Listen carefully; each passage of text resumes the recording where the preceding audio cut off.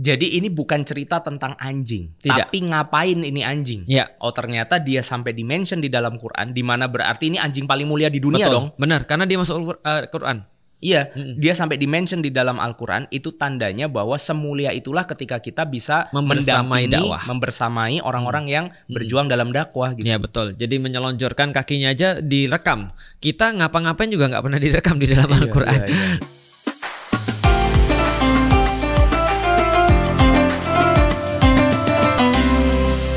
Ternyata bagian daripada apa tadi wazidnahum huda atau bagian daripada petunjuk yang Rosyid tadi itu akhirnya mereka ini disampaikan kepada sebuah gua yang istimewa. Tadi nggak sampai-sampai itu mereka tuh ya. Iya karena kita nggak next. Oh iya. Ini kalau kita nggak next mereka doa lagi loh. Iya, makanya kita next aja. Oke, aku bilang jauh banget tadi aku nunggu sampainya nggak ada sampai-sampai. Ini sampai siang datang.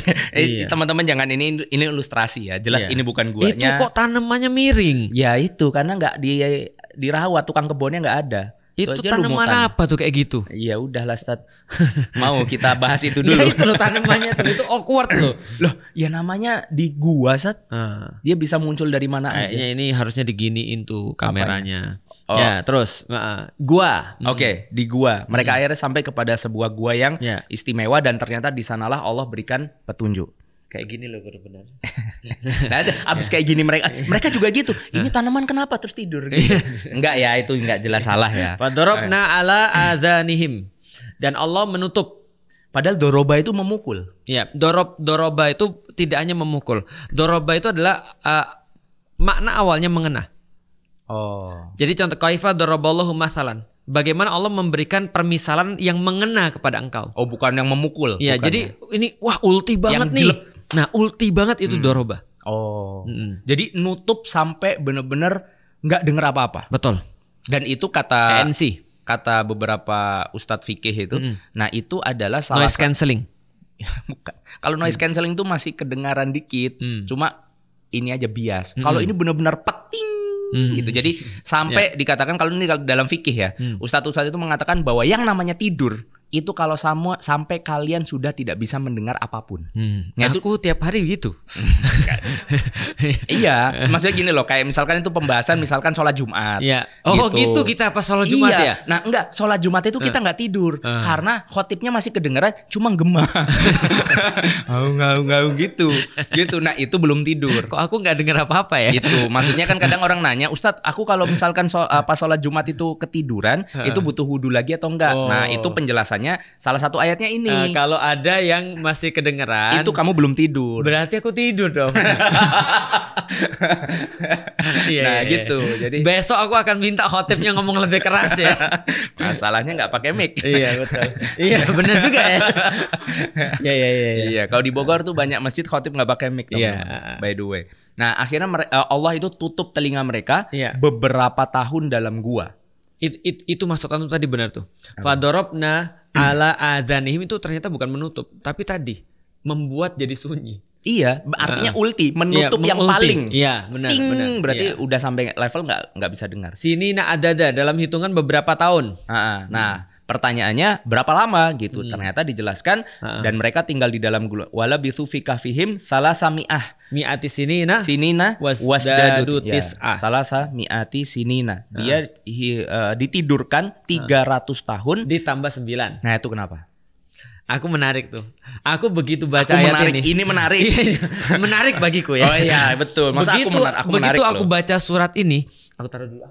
Begitu aku baca surat ini, itu aku langsung kepikir Masehi dan Hijriah.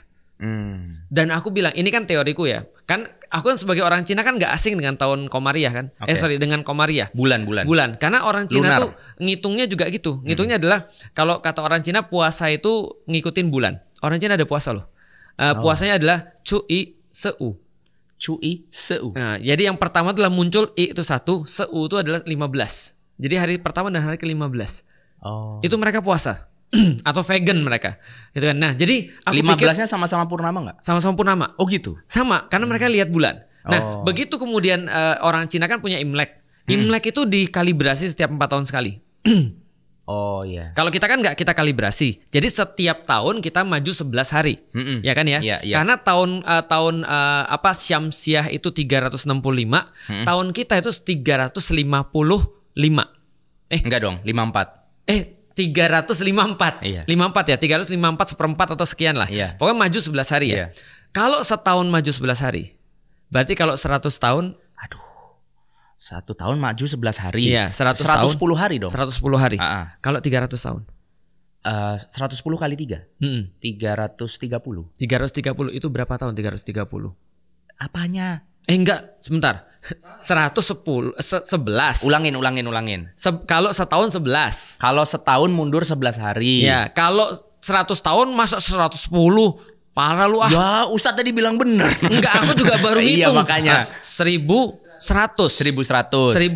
kali 3. 3.300. 3.300 bagi 365. 9 lah. 9 betul. Wasdadu tis'a. Enggak lah 9 lah. Iyalah, coba hitung. Nih. Coba. Ya. Coba. Ini HP yang ada AI-nya. Naked Truth ya.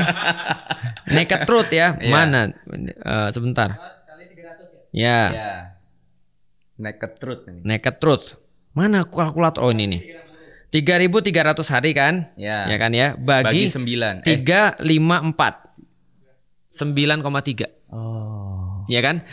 Salasa mi'atis sinina wasdadu tis'ah. Maka tambahkanlah 9 kalau kamu hitungannya adalah Masehi. Kalau kamu hitungannya adalah bulan. Oh. Kalau kamu hitungannya bulan tambah 9, kalau kamu hitungannya matahari, salasa mi'atis sinin wasdadu tis'ah tambah 9. Oh. Luar biasa ya. Berarti terserah kalian mau ngitung pakai hijriah boleh, mau pakai Masehi boleh. Allah tambahin tuh di situ. Supaya Allah kasih tahu karena perhitungan tadi itu. setupnya ini kan Roma. Benar. Yang nanti akan kemudian mengeluarkan tahun Betul. Syamsiah. Dan setupnya yang dengar ini adalah orang Muslim. Orang Arab. Iya di Arab. Iya orang Arab. Quraisy ini kan ini Iya, turun pada orang yang mereka memakai bulan. Itu. Komariah. Itu kalian itu milih mana tuh terserah. Iya. Itu luar biasa. Itu Iya. aku ngeliat itu langsung merinding aku. Kenapa? Kan ini pasti antara Masehi sama ini adalah sama ini. Iya. Pas aku hitung, gila main bowling. Luar biasa. Luar biasa. Akhirnya mereka ditidurkan 300 tahun. Betul. Nah, kita langsung masuk ke tempat tidurnya. Luar biasa. Luar biasa kan. Susah loh nyarinya ini. Iya, bikin sendiri nih ya. Enggak, nyari. Ini kayaknya panas nih. Iya, panas. Kayak gitu. Panas. Kita lanjutkan lagi ceritanya. Apa nih? Wa taras samsa idza tala'at tazawaru anka fihim dzatal yamin. Dan kami akan melihat matahari dan kamu akan melihat matahari. Matahari ketika terbit, condong dari gua mereka ke sebelah kanan. Yamin sebelah kanan. Wa idza gharabat taqriduhum dzata shimal. Dan bila matahari terbenam menjauhi mereka ke sebelah kiri, sedang mereka berada dalam tempat yang luas dalam gua itu. Wa hum fi fajwatin min. Dzalika min ayatillah. Ini adalah kebesaran atau tanda-tanda kebesaran Allah. Mayyahdillahu fahuwal muhtad wa mayyudlilhu falan tajidalahu waliyam mursida.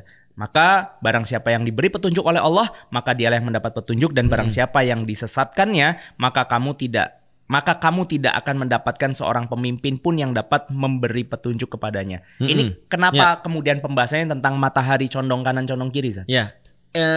Ini juga menarik lagi nih. Aku menarik nih. Jadi gini.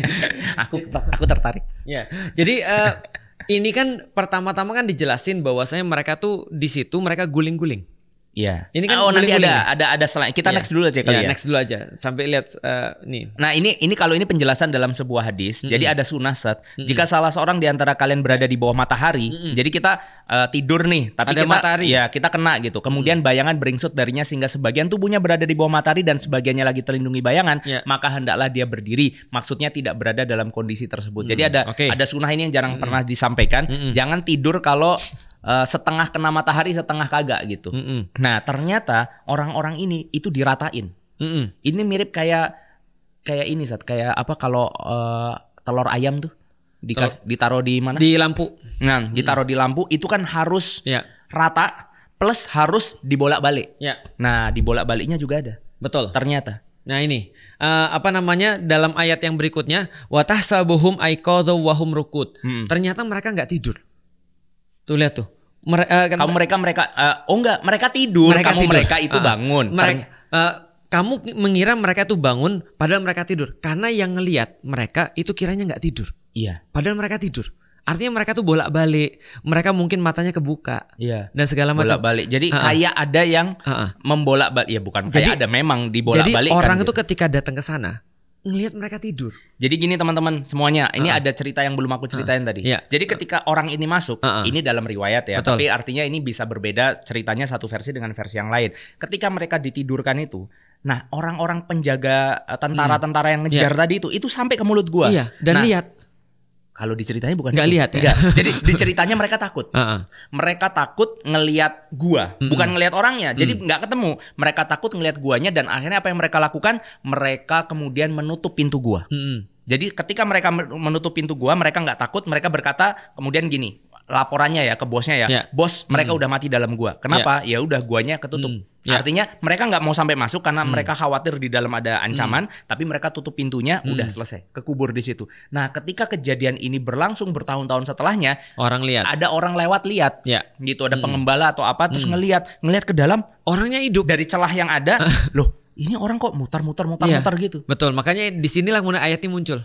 Watah sabuhum aiqadzon wahum rukut. Mereka tuh terlihat aiqadzon itu kan baru bangun tidur. Oh. Jadi keadaan bangun tidur, wahum rukut, padahal mereka tidur. Karena kenyataannya kan mereka tidur kan dari awal kan ya. Nah, lalu kemudian apa yang Allah katakan, dan kami bolak-balikkan wa nuqallibuhum, dan kami bolak-balikkan. Qalbu itu kan artinya terbolak-balik ya. Jadi seperti antum bilang, kadang begini, kadang begini, kadang begini. Zatal yamin wa zatas shimal, dan mereka kemudian dibolak-balikkan ke kiri dan ke kanan. Kenapa? Karena tulang mereka tetap tulang manusia.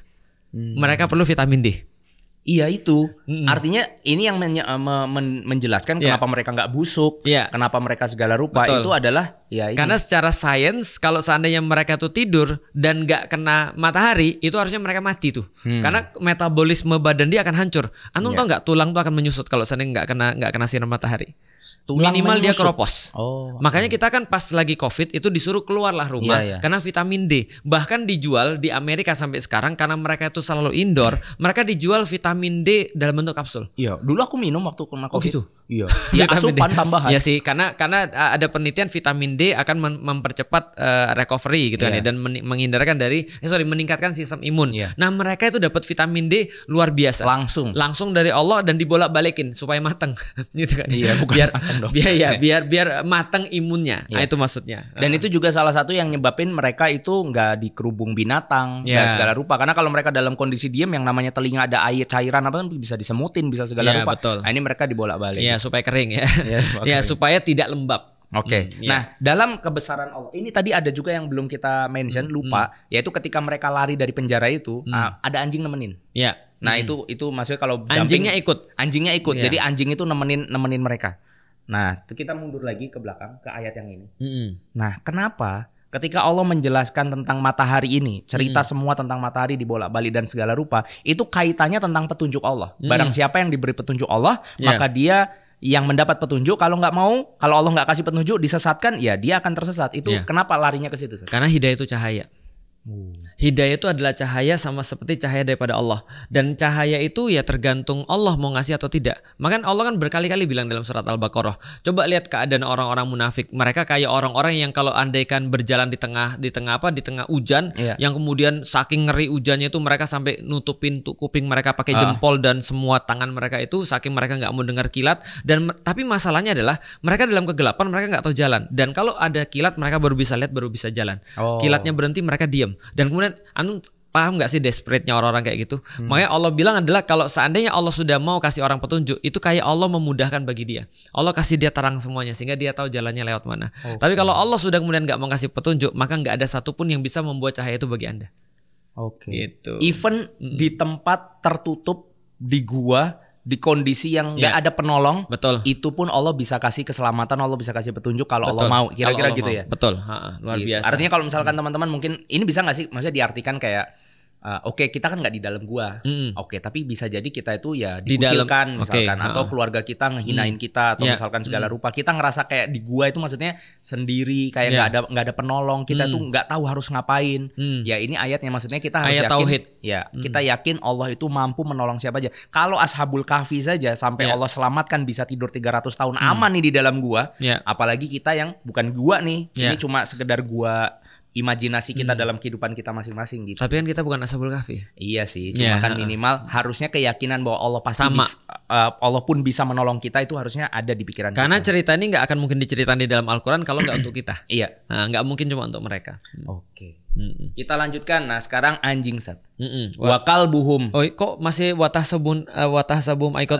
Lanjutan yang tengah. Wakal buhum basitung ziro'a. Wakal buhum basitung ziro'aihi bil wasid. Dan kemudian anjing mereka wakal buhum basitun. Basitun itu dia itu ini apa namanya menyelonjorkan. Basit menyelonjorkan. Ziro'aihi kedua kakinya. Bil wasid. Kemudian yang depan itu bukan tangan ya? Kan kaki zero ya? kaki. Iya. Zero itu tangan ya benar ya? Enggak, kaki. Kaki. Anjing itu kan nggak punya tangan. Depannya apa kalau gitu? Kaki. Oh gitu. Anjing kakinya berapa? Depan 2, belakang 2. Lah ya udah. Depan tangan, belakang. Nggak bisa dong. Kalau anjingnya berdiri? Ya nggak gitu. Anjing gitu. Mana ada yang berdiri? Ya tungkai lah. Gitu kan ya. Jadi basun dizara ibil wasid dan kemudian dia menyelonjorkan tangannya di depan gua. Dan ini luar biasanya adalah bahkan anjing pun diceritakan dengan sangat detail di dalam suratul Kahfi. Posisinya. Ya antum pernah lihat anjing dalam keadaan begitu nggak sih? Kucing sih setiap hari. Kucing kan begini ya. Anjing juga sama kan dia selonjor dan itu pun diceritain dalam Al-Qur'an. Dan orang berpikir apa pentingnya anjing diceritain? Itu kenapa? Tapi ternyata tidak ada yang tidak penting kalau itu sudah menyangkut tentang tauhid dan dakwah.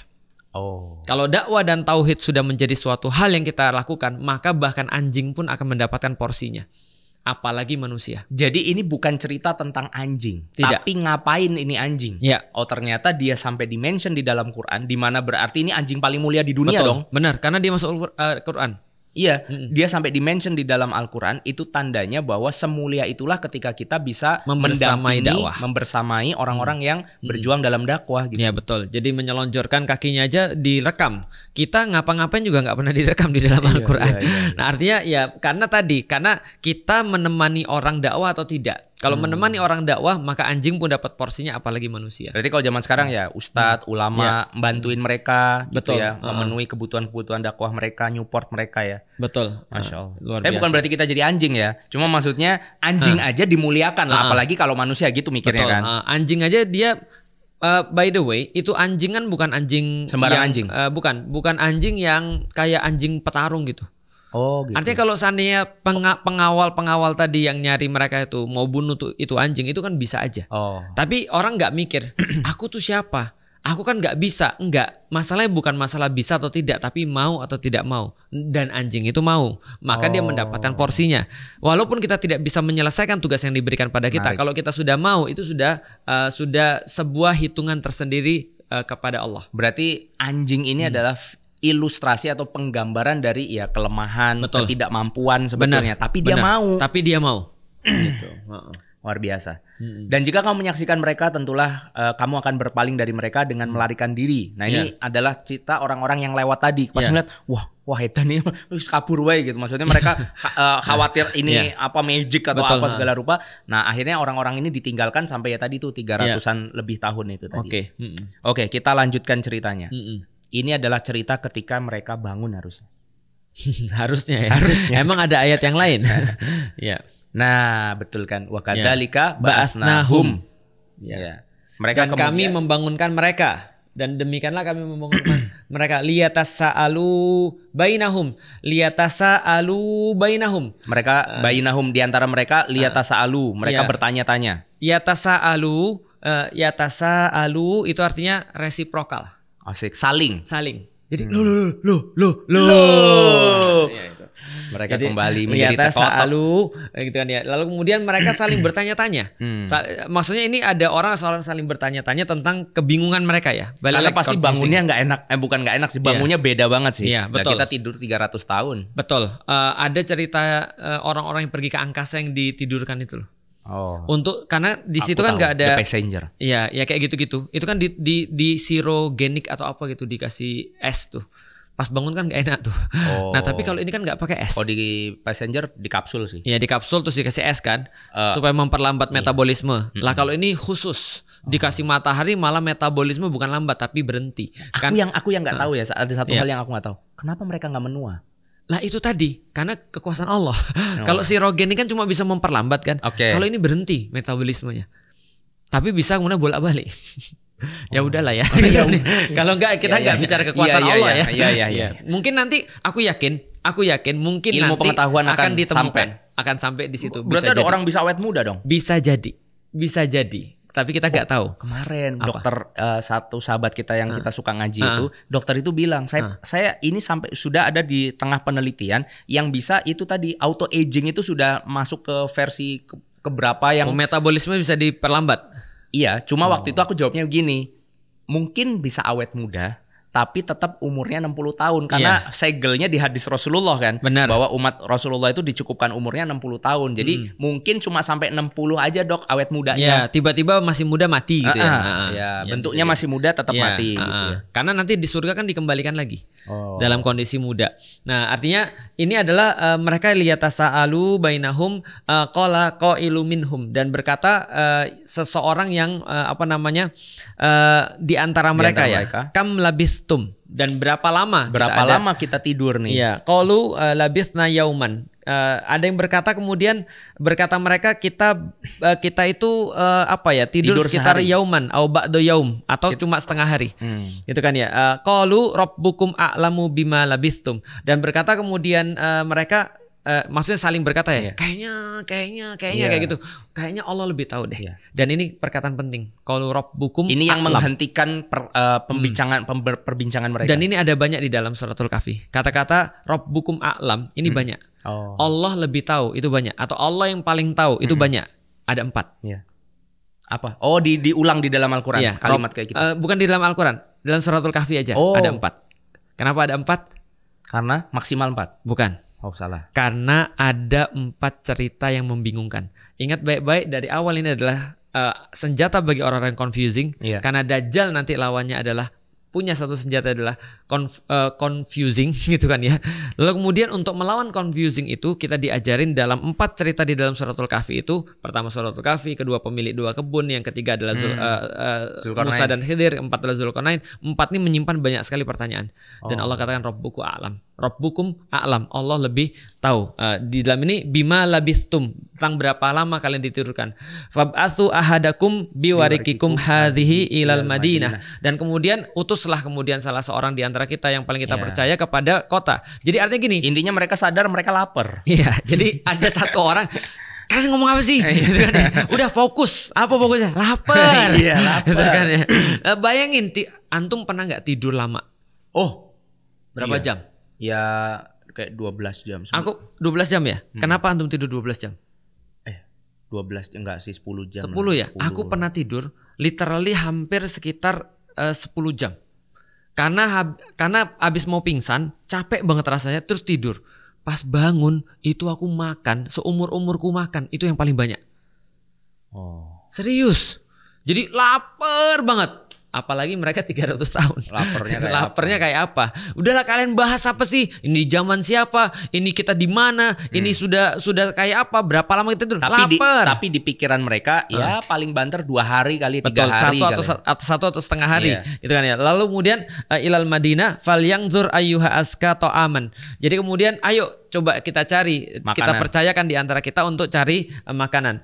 Falyatikum birizqim minhu waliyatalataf. Lalu kemudian hendaklah dia dan dia lihat manakah makanan yang lebih maka baik. suruhlah seorang di antara kamu untuk pergi ke kota Madinah dengan membawa uang perakmu ini. Lalu kemudian hendaklah dia lihat makanan mana yang lebih bagus gitu kan ya, azka atau aman, dan hendaklah dia membawa makanan itu untuk kamu.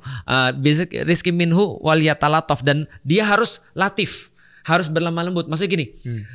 Waliyatalataf tuh gini, bro, ini untuk jaga-jaga ya. Kita nggak tahu kita di mana. Ayo duit kita kumpulin dulu. Salah satu pergi yang paling tidak mencurigakan. Jadi kamu jangan tanya orang. Ingat ya kalau kita buronan gitu kira-kira. Iya betul. Ingat kita tuh lagi dicari orang. Pokoknya jangan mencurigakan. Iya. Waliyatalataf wala yus'ironna bikum ahada, dan jangan sampai kamu itu menceritakan keadaan kita tentang ini sedikit pun. Tapi ternyata kan di dalam ceritanya kita sudah tahu. Iya kan, mereka ke pasar nih.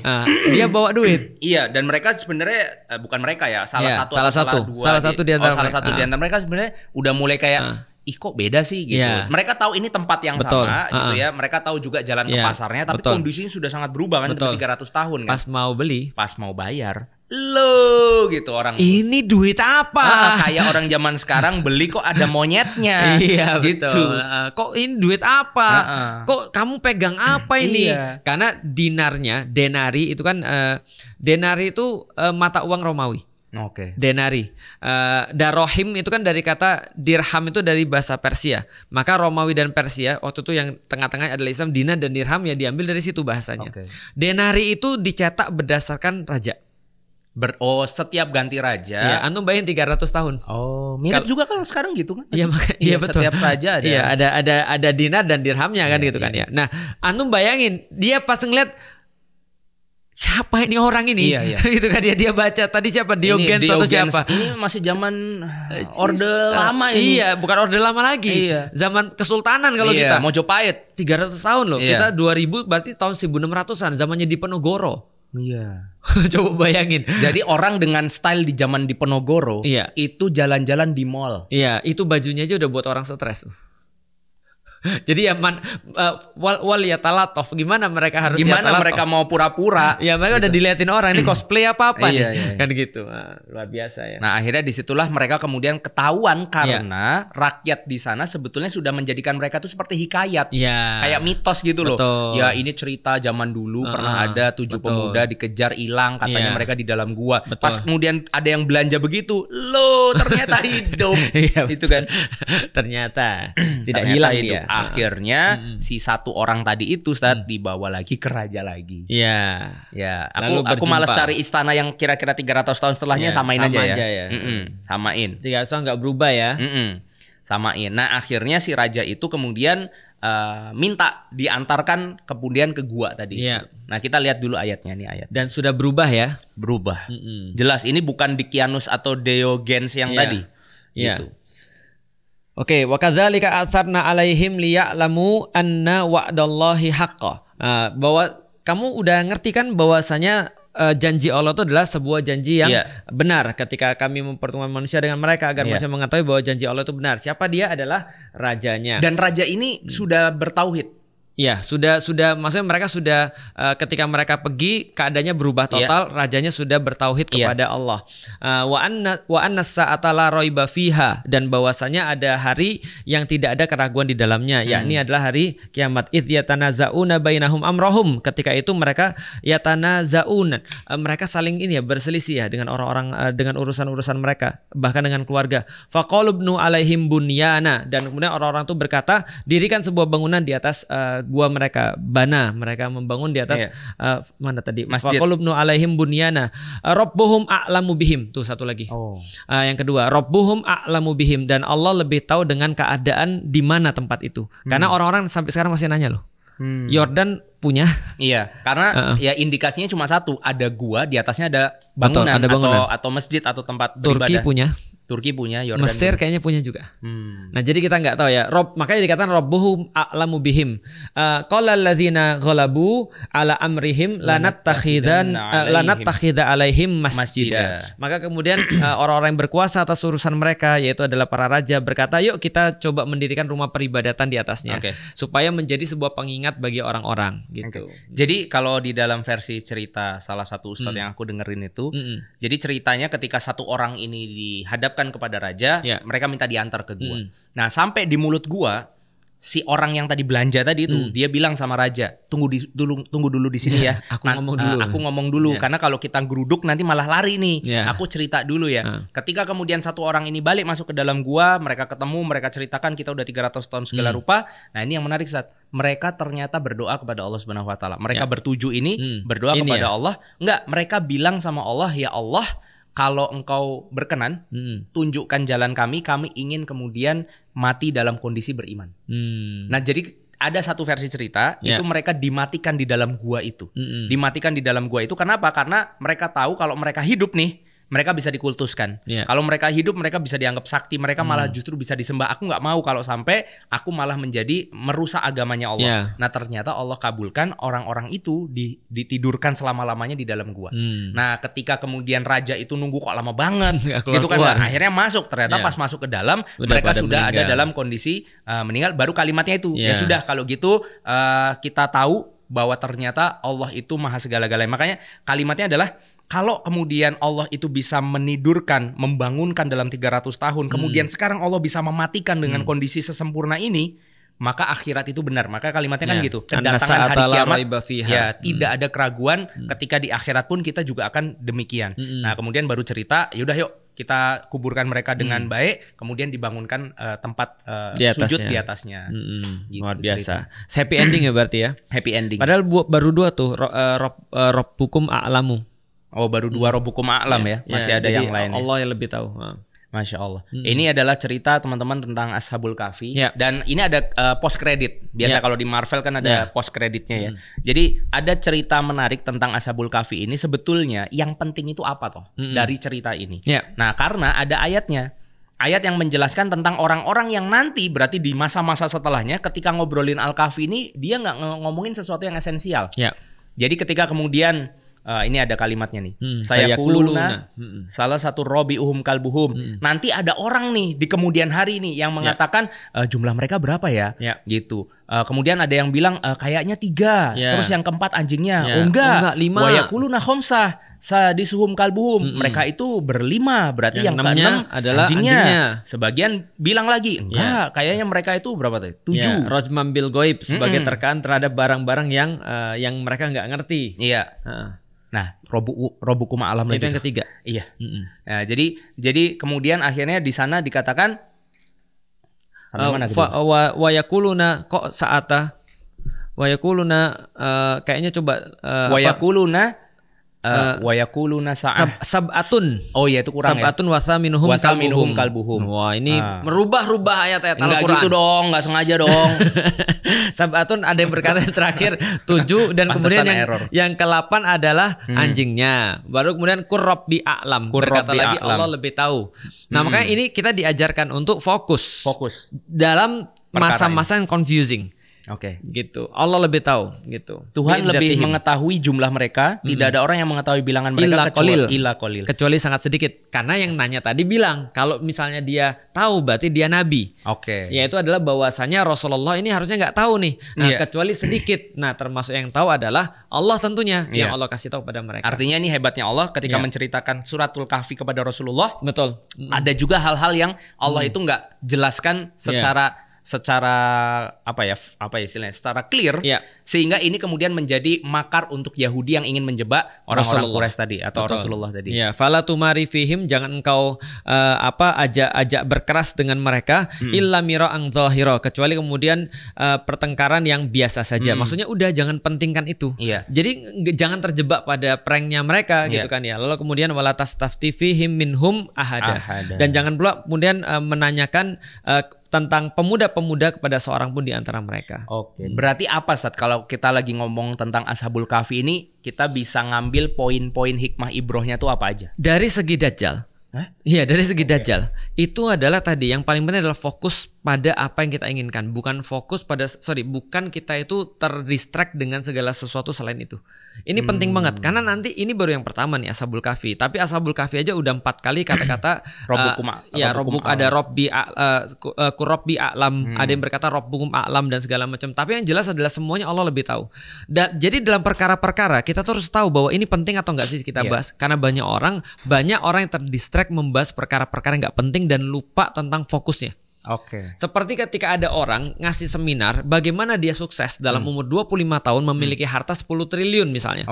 Dia bilang kalau Anda pay attention dengan apa yang aku sampaikan per part dan per poin dan Anda ikutin poin-poin saya ini, Anda pasti akan dapat seperti yang saya dapat. 3 hari 3 menit dia menjelaskan 25 poin bagaimana umur 25 tahun mendapatkan 10 triliun. Lalu kemudian ketika di akhir acara 3 hari berturut-turut dia bilang silakan kalau ada yang bertanya. Maka ada yang nanya, mohon maaf saya mau nanya ukuran sepatumu berapa ya? Itu pasti bikin marah tuh. Bikin ngamuk. Kenapa? Aku udah ngajarin 3 hari lama banget. Yeah. Ternyata fokusmu kok kepada sepatu. Harusnya kamu fokus pada materi ini. Sama kayak misalkan kalau aku bikin kelas tuh di Ngefast Ngeslow yang sesi akidah. Yeah. Sesi akidah itu kan tujuannya adalah untuk memahami Tuhan itu ada atau enggak. Betul. Kalau ada, Tuhannya siapa? Ya. Sampai di situ sebetulnya yang selesai. Penting. Ketika kita sudah tahu bahwa Tuhan itu adalah Allah, la ilaha illallah, maka fokus berikutnya adalah petunjuknya apa, kan begitu. Tapi banyak orang yang kemudian ya kayak gitulah. Kira-kira kalau gitu ceritanya Big Bang itu gimana ya prosesnya? Misalnya contoh gitu. Betul. Atau dinosaurus sama Nabi Adam kira-kira duluan mana ya? Nah, ini adalah bagian-bagian pertanyaan yang kamu tuh mau lari kemana kalau ini penting diteruskan gitu kan. Betul. Kita udah tahu bahwa pencipta itu ada dan dia adalah Allah. Kalau Allah harus menjelaskan semuanya, Allah juga sudah kasih tahu. Seandainya pohon dijadikan pena, kemudian lautan dijadikan surat, tinta, dan kamu kemudian tulis kemudian itu, maka nggak akan pernah cukup. Bahkan ketika ditatangkan dengan yang semisal, gampangnya udah kekuras nih, penuh lagi lautnya, kemudian dituliskan lagi. Ilmu Allah itu lebih daripada apapun, makanya kita nggak perlu tahu itu semua. Sudah dicakupkan dalam 6.236 ayat atau 114 surat ini sudah bagus nih. Kata orang, knowledge is like a map. Sesungguhnya pengetahuan itu seperti peta. Kita nggak memerlukan semua knowledge. Yang kita perlukan adalah direction. Dari titik yang satu kepada titik yang lain. Siapa yang ngafalin seluruh Google Map? Nggak ada. Betul. Nggak ada. Intinya misalkan aku mau ke Jogja, ya udah kota-kota yang aku lewati apa aja. Ya, antum tinggal ngetik direction aja. Di situ nanti cuma itu yang perlu antum tahu tuh. Yang lain antum nggak perlu tahu. Gampangnya kalau di Maps itu ketika kita ketik surga, maka Al-Quran ini turun. Iya, betul. Ya sudah, berarti ini yang penting. Kalau kamu mau ke surga, perkara nanti di Jombang ada apa, di Wonogiri ketemu apa ya. Berapa orang? 3, 5, atau 7? 3 orang, 5 orang, atau 7 orang, nggak ngaruh. Karena yang penting kita tahu mereka kesana untuk apa, mereka dapat apa, seperti apa mereka ditolong Allah, dan seperti apa mereka dibangkitkan, dan seperti apa mereka kemudian pergi dari dunia dan seterusnya. Artinya di situ kekuasaan Allah yang harusnya kemudian kita mention kan. Masalahnya ada yang bahas juga. Ini anjingnya warna apa? Bulldog atau jenisnya bulgogi. Jenis apa? Betul, gitu kan ya. Apakah jenis German Shepherd atau jenis misalnya apa gitu misalnya? Atau Jawa Selepet. Iya, misalnya apapun lah. Ini yang mana nih bentuknya nih, dan seperti apa kemudian guanya, dan yang mana guanya bagiku nggak penting. Makanya aku secara pribadi aku nggak ambil pusing tentang guanya yang mana, karena guanya yang mana itu bukan itu yang diinginkan oleh Allah. Yang diinginkan oleh Allah adalah jadilah kalian seperti Ashabul Kahfi. Gitu. Orang yang teguh di atas kebenaran. Orang yang berani menghadapi apapun selama dia yakin sama Allah. Betul. Orang yang meminta sesuatu dan memasrahkan petunjuknya kepada Allah. Dan juga beruhuwah. Beruhuwah di antara mereka. Dan juga makan. Oh, itu penting. Itu penting. Jangan salah ya. Itu liyatasa alu bainahum. Mereka saling bertanya, saling mempersoalkan di antara mereka dengan pertanyaan-pertanyaan sampai ada yang menghentikan mereka. Sudah. Makan dulu aja. Lapar. Ternyata makan itu adalah satu poin yang mereveal semuanya. Jadi ibaratnya gini dulu, ini ada distract nih. Balik dulu lah, makan. Nah itu baru lanjut tuh timelinenya tuh. Oh, itu apa ini kiasnya kalau di keseharian atau problematika zaman now? Makan tuh penting. Iya tahu, nggak makan tuh modiar kita. Iya, betul. Kita tuh tahu. Betul. Cuma maksudnya dalam kasuistik tadi ada keributan atau apa? Itu kata Allah, fokus. Kita nih one at a time. Satu baru yang lain. Misalnya jangan nih, semua jadi satu. Contoh nih, ada masyarakat demo, gitu harusnya ditemuin, makan, ngobrol. Jangan malah kabur. Jangan malah ngerayain ulang tahun. Iya, makan. Jangan asam sulfat. Iya. Itu. Makan gratis. Tapi bohong. Ya enggak lah ya. Ya, pokoknya makan tuh penting. Banyak hal di dalam Al-Qur'an makan tuh menjadi sesuatu yang penting dan menjadi sesuatu yang mereveal yang lain. Jangan-jangan itu program kerjanya dari Suratul Kahfi. Betul juga. Makan. Karena kemarin ketika ada yang ribut, makan nasi goreng. Iya. Jadi bareng. Itu dia. Ya tolong ya dipotong ini. Ya, kalian tahu lah ya apa yang penting dari podcast kita hari ini. Gak ada ya. Itu aja kayaknya. Terima kasih banyak sudah nonton. Dan ini baru satu kisah. Dan ini akan reveal. Jadi menariknya Suratul Kahfi, dia nggak pernah dia nggak terpisah satu sama lain. Begitu kemudian ada kata-kata Rabbana atina min ladunka rahmah wa hayyi lana min amrina rasyada fawajada abdam min ibadina atainahu rahmah min indina wa 'allamnahu min ladunna ilma. Lalu kemudian ketika kemudian Nabi Musa itu kemudian ketemu dengan Khidir, dikatakan siapa Khidir itu adalah hamba Allah yang diberikan rahmah. Ingat tadi Rabbana atina min ladunka rahmah. Benang merahnya situ. Musa pengen rosyad juga. Ketika dia ketemu rosyad dengan orang yang punya rahmah. Baru kemudian Musa minta rosyada. Nyambung. Artinya di kisah-kisah itu ya. Yang awal-awal, alhamdulillahilladzi anzala ala abdihil kitaba walam yaj'al lahu iwaja. Di terakhirnya diterangkan bahwa Quran itu memang benar-benar firm dan Quran itu nggak ada tandingan. Awal-awalnya dijelaskan tauhid, yang di akhir dijelaskan tauhid. Itu luar biasa tuh surah. Makanya itu pembahasannya masuk ke hidayah juga ya. Jadi hidayah yang paling tinggi ya hidayah irsyad wal bayan. Irsyad wal bayan. Nah, rosyad itu adalah tapi nggak akan dapat irsyad wal bayan kecuali ada rahmah. Makanya minta lu rahmah. Iya.